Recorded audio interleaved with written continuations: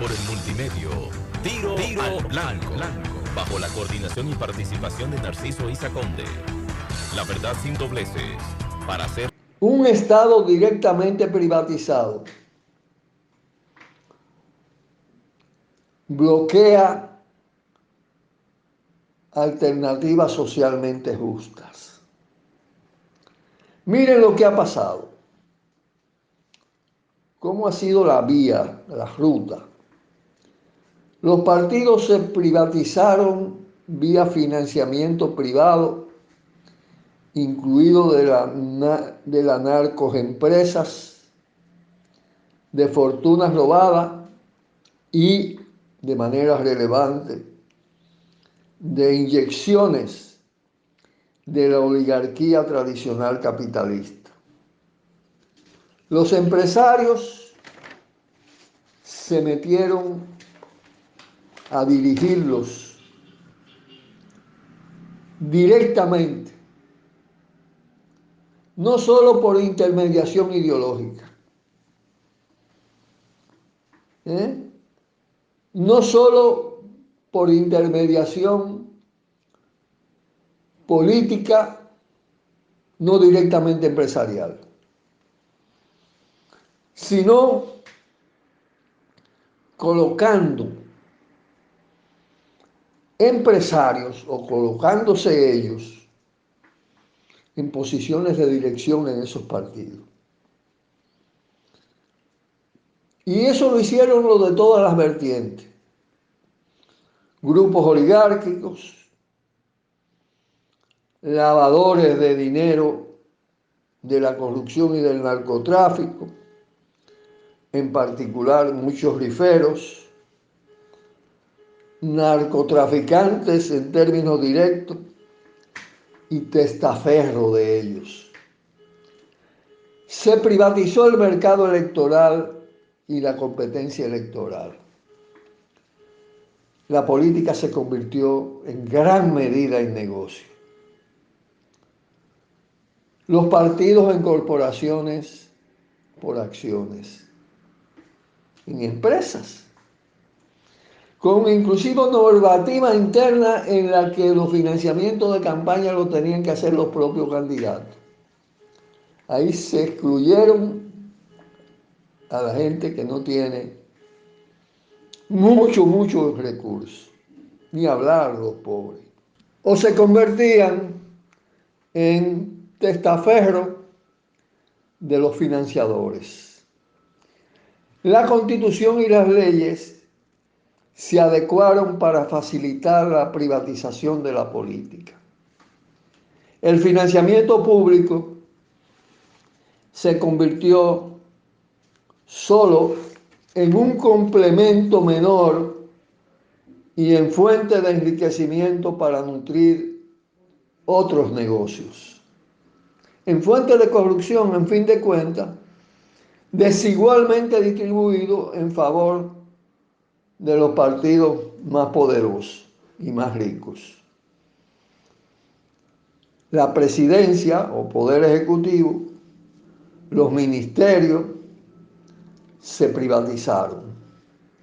El Consejo Económico Social y el Congreso pasaron a ser controlados parcialmente, pero en alto grado, por los intereses privados, los intereses del capital privado. Y se convirtieron en instrumentos complacientes y funcionales, no solo para su propia corrupción en el caso del Congreso, sino para servirle a esta fase del neoliberalismo privatizador y desnacionalizador.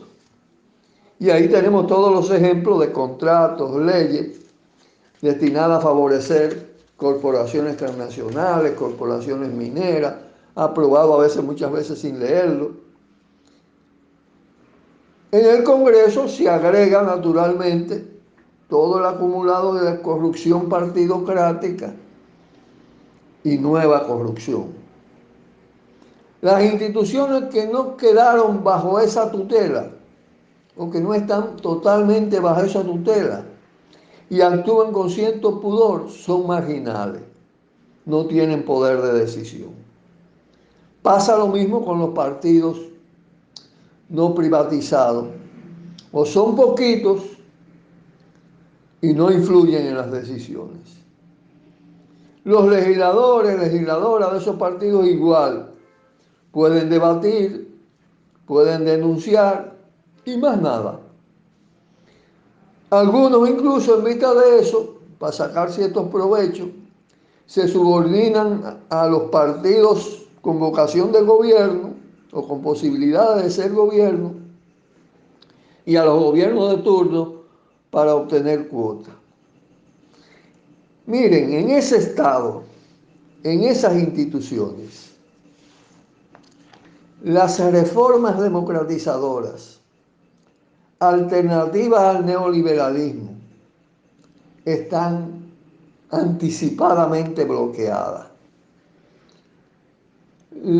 Los cambios, modificaciones, reformas constitucionales están secuestradas por el propio Congreso, que es la única entidad, de acuerdo al artículo 270, 271 y 72, con derecho a hacer modificaciones, a introducir modificaciones constitucionales. El Tribunal Constitucional, para colmo, órgano al que teóricamente se puede recurrir frente a la inconstitucionalidad, ha sido capaz de convertir en presa de saqueadores un parque nacional como el Manolo Tavares Justo, vital para la vida en toda la región nordeste, por todo lo que implica como fuentes de agua y de diversidad. Pero ese Tribunal Constitucional no se quedó ahí. Despojó a centenares de miles de dominicanos y dominicanas, descendientes de haitianos, familias haitianas o padre haitiano o madre haitiana, de la nacionalidad dominicana. Y los condenó mediante sentencia a la patricida. Ahora no tienen país, no tienen patria, no tienen documentación, muchísimas de ellos. Pero además, ese Tribunal Constitucional que dirige Ray Guevara, un hombre que responde a esa cúpula capitalista desde sus primeros vínculos en Santiago, restableció el derecho de empresas privadas y políticas, eso es ahora, recientemente, lo tratamos en este programa, a empresas privadas y a políticos corruptos a robarse el terreno del barrio Los Tres Brazos, de esa gran barriada. Algo que parece insólito. Yo creo que difícilmente tenga precedente en toda esta región. Robarse un barrio y lo refrendan, derogando el decreto que planteaba detener. Y ahí está, ¿quién? Un empresario metido a político, que fue de uno de los grandes contaminadores del PRD y luego de su fraccionamiento, Miguel Vargas Maldonado y todo su séquito. El Consejo Económico Social, que lo dirigió Agripino, un curo empresario, ahora Toribio, tiene mayoría gubernamental y empresarial. Entonces, ni el Congreso ni el Consejo Económico Social, de los cuales se está hablando ahora, de que para reformas, cambios de leyes, presentación de pactos, sirven para cambiar en bien las leyes, la Constitución y la política que se está siguiendo. A lo sumo, sirven para que una minoría no controlada por ellos debata y denuncie, ya sean organizaciones o personas. Porque todos esos equipos que ellos controlan, muchas veces, para algunos de ellos, necesitan adornos, necesitan algo que le dé cierta apariencia y que pueda concitar un poco de legitimidad. En esos organismos lo que puede hacerse es denunciar, debatir, pero evidentemente ellos no están conformados para cambiar para bien las cosas.